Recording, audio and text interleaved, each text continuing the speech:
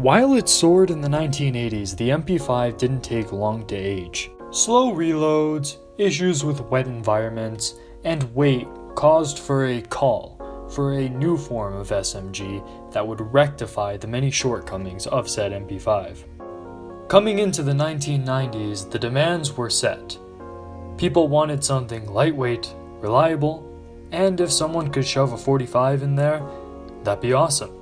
Hence, come 1999, the world was introduced to the UMP. Coming in at anywhere from 5.2 to 5.4 pounds, carrying 9mm, 40 Smith & Wesson, and yes, 45 ACP, having a 100 meter range in its 9mm variant, it's no doubt that the UMP delivered on improving upon the MP5. Using a direct blowback gas system, you no longer have to fear water while using your SMG. The reload procedure is vastly improved from the MP5 with a bolt release with similar function to an AR-15, making for faster reloads. Having a semi-auto, burst, and full auto function, there are many ways to run the UMP. The gun also comes with a rail system, making it a lot more modular and customizable than prior SMGs.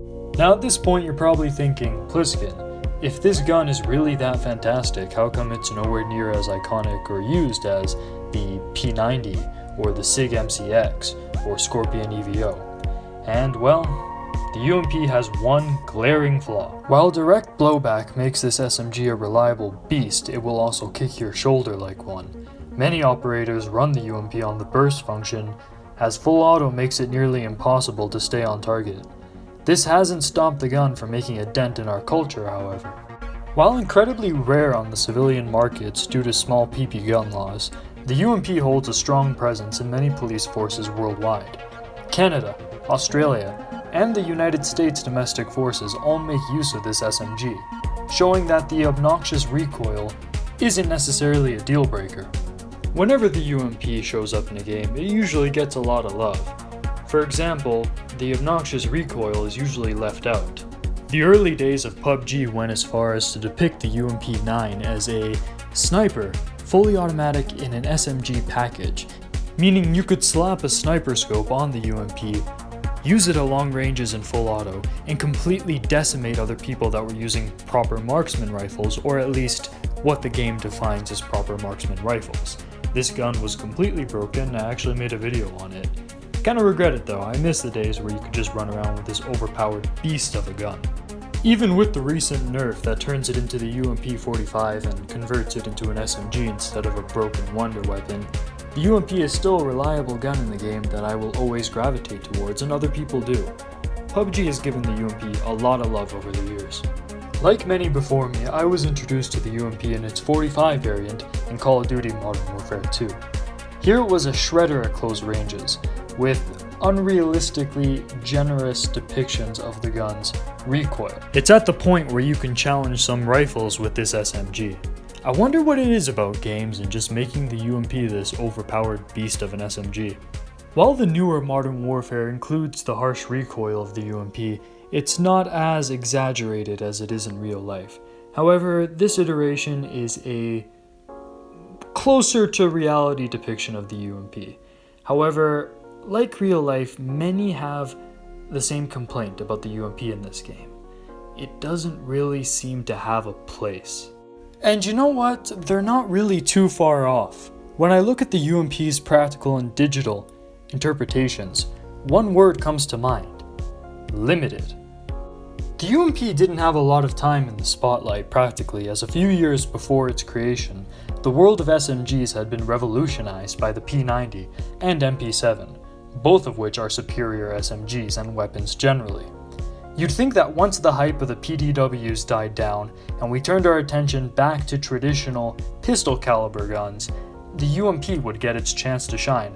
But no, the CC Scorpion EVO and the SIG MPX are just as reliable 9mm carbine/SMGs with less recoil, and the EVO is cheaper. Even the role of a 45 ACP SMG has been taken by the Chris Vector. It's a situation in practical use isn't so different from the Modern Warfare depiction as we talked about before. The UMP, while it's not bad, it just doesn't have a place. And although the UMP has received some love in the digital medium, it's never been able to cut out its own niche. When you think of a stealthy SMG in video games, you get the MP5. When you think of that loud and proud 45 SMG that you just rip through enemies, you think of the Chris Vector. So the UMP just doesn't have an impressive enough track record or reputation to really stick around for much longer. Its silhouette is uninspired compared to other rifles, so in pop culture, it's only a matter of time before it gets phased out of our memories, and sadly, we could say the same about practical usage. While the UMP is a solid choice with A-tier ergonomics and reliability, the recoil and price knock it down to a high B-tier weapon. It's generic, kicks like a mule, and expensive. While I adore this gun and will continue to main it in PUBG, it's only a matter of time, like I said before this gun is completely forgotten. Alright guys, that's it for me today. I just want to stop and say for a second, quarantine, depending on where you are, might be coming to an end, depending on how your country's been handling it. This has been really hard on all of us, but this is just me letting you know to cheer up, know it's gonna end soon, keep in touch with your friends and family. Their support is more so important now more than ever. If you have online classes like me, I feel sorry for you. They're tough, but it's gonna be soon when we can all go outside and enjoy the outdoors again. However, speaking of online classes, I think it's about time I stop this video, open up my laptop, and get back to work. So this has been Pliskin Boy. Hope you guys enjoyed. Over and out.